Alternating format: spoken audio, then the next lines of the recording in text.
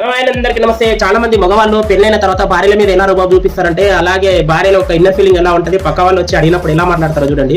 మగవాళ్ళు ఏం మాట్లాడతారంటే, ఏం గాడి బలిచిందా బిడ్డ, బాగా దీని ఇంటి దగ్గర కూర్చొని బలిచి పంది బలిచినట్లు బర్రె బలిచినట్లు బలిచినవు అని ఇలా అన్నారనుకోండి, వాళ్ళ ఇన్నర్ ఫీలింగ్ ఎలా ఉంటుంది తెలుసా?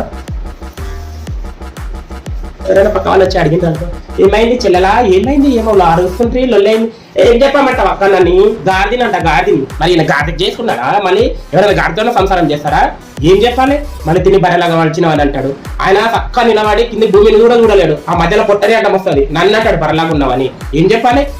మళ్ళీ నన్ను అంటాడు గాడిదినంట. గాడితోనే సంసారం చేస్తున్నాడా అక్క? కాదు చెల్లెలా, ఎందుకు అట్లా మాట్లా? ఏం చెప్పాలి? నేను ఎవరికి చెప్పుకోవాలి? ఎవరికి చెప్పుకోలేక ఇంకా నీలాంటి వాళ్ళ దగ్గరికే చెప్పాలి. ఏం చెప్పాలి? చెప్పాలి ఇంకే. ఎప్పుడు ఏదో ఒకటి అనుకుంటానే ఉంటాడు. ఎప్పుడు నోరు మాత్రం మూగు ఉండాలి, తిట్టుకుంటూనే ఉంటాను. నేను భార్యనా లేకపోతే ఏం? నేను గాడినంట, మళ్ళీ గాడితో సంసారం చేస్తున్నాడా?